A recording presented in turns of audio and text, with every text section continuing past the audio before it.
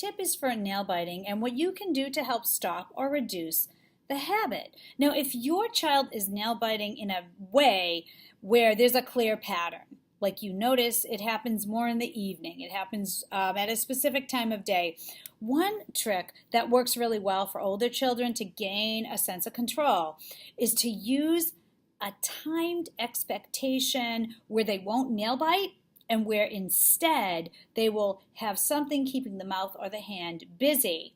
So maybe it's the gum, maybe you're using some putty to do some relaxation with, but the point is that you are giving them a short time frame when they normally nail bite, so maybe it's 2 minutes, maybe it's 3 minutes, and you're helping them build up on that time. This is a more cognitive trick. You're showing them that they can gain a sense of control.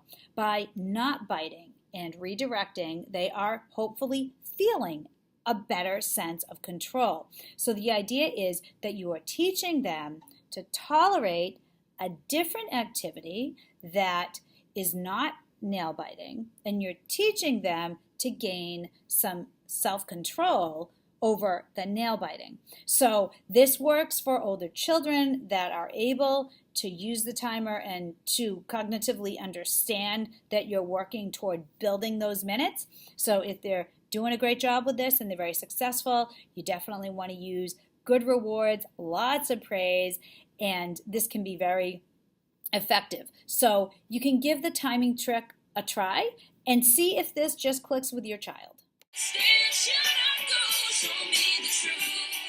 Is it gonna be